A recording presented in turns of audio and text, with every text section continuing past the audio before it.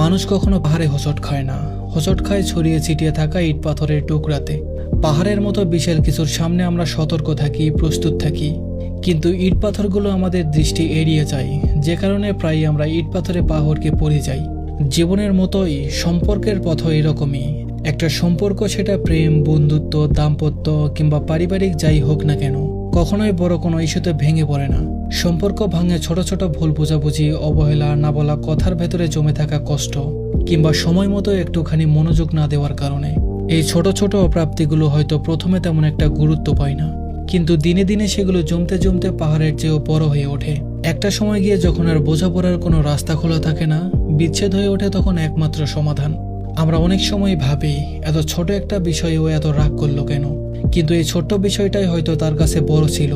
হয়তো সে প্রতিদিন একটু কথা বলে হালকা হতে চেয়েছিল, হয়তো ও একটুখানি বেশি সময় চেয়েছিল, হয়তো আপনার কোনো একটা বাক্য বা অভিব্যক্তি তার মনে অনেক গভীর ক্ষত তৈরি করেছে। একটা ক্ষতের জন্য সবসময় বড় অস্ত্র লাগে না, ক্ষত গভীর হয় তখনই যখন অনুভূতির জায়গায় আঘাত লাগে।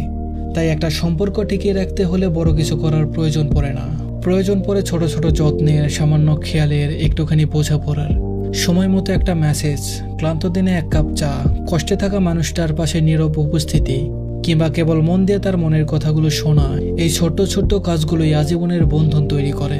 সম্পর্ক মানে একে অপরের জায়গায় নিজেকে কল্পনা করতে পারা, তার অনুভূতিকে তার দৃষ্টিভঙ্গি থেকে উপলব্ধি করার চেষ্টা করা, একটুখানি কেয়ার, একটুখানি সম্মান, একটুখানি